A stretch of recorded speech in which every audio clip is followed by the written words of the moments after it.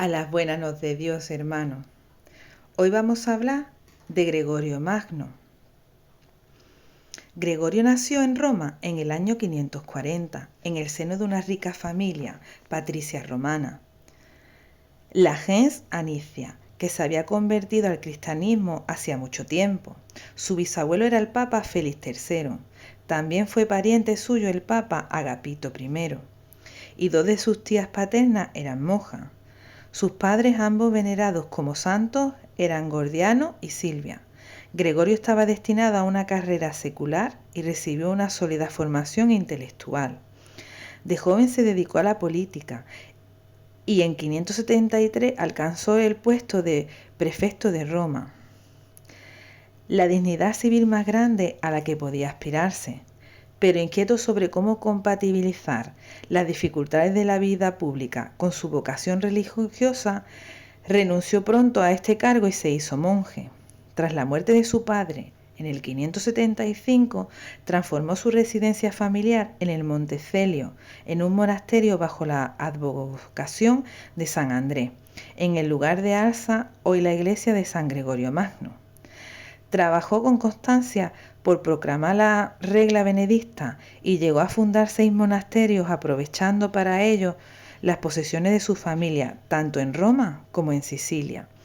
En el año 579, el Papa Pelagio II lo ordenó diácono y lo envió como apocrisiario, una suerte de embajador, a Constantinopla, donde permaneció unos 6 años y estableció muy buenas relaciones con la familia del emperador Mauricio y con miembros de las familias senatoriales italianas que se habían establecido en la capital oriental.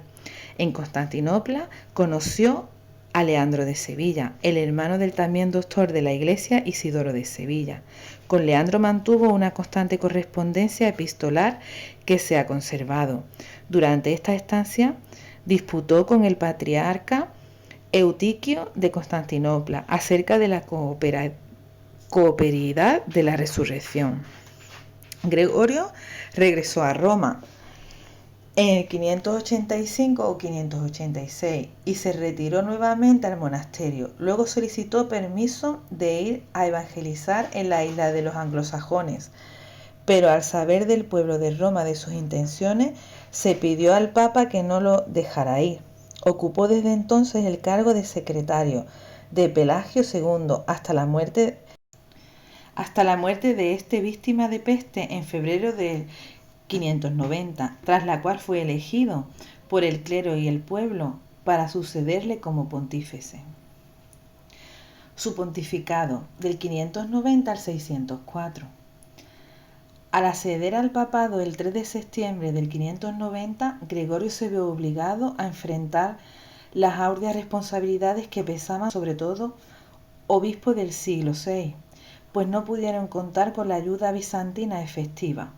Los ingresos económicos que reportaban las posesiones de la Iglesia hicieron que el Papa fuera la única autoridad de la cual los ciudadanos de Roma podían esperar algo. No está claro si en esta época existía aún el Senado romano, pero en todo caso no intervino en el gobierno.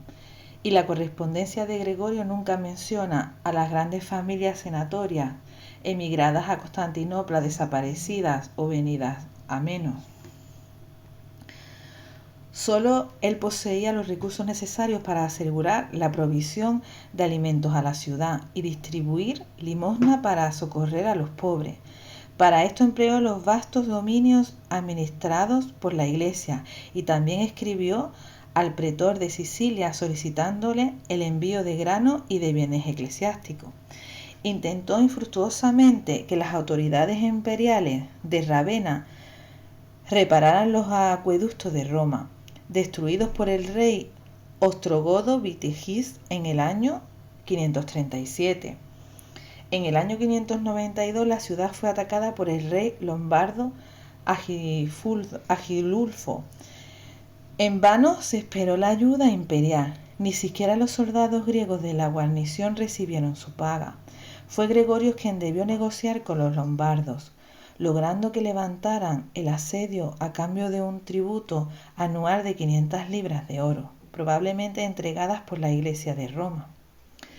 Así negoció una tregua y luego, en acuerdo para delimitar la Tuxia romana, la parte del ducado romano situado al norte del Tíber, y la Tuxia propiamente dicha, la futura Toscana, que a partir de entonces sería lombarda. Este acuerdo fue ratificado en el 593 por el exarca de Ravenna, representante del Imperio bizantino en Italia. En una oportunidad, Gregorio fijó su atención en un grupo de cautivos que estaban en el mercado público de Roma para ser vendidos como esclavos. Los cautivos eran altos, bellos de rostro y todos rubios, lo que resultó más llamativo para Gregorio. Movido por la piedad y la curiosidad, preguntó de dónde provenían. «Son anglos», respondió alguien. «Non anglis sen angeli», no son anglos, sino ángeles, señaló Gregorio. Este episodio motivó a Gregorio a enviar misioneros al norte, trabajo que estuvo a cargo del obispo Agustín de Canterbury.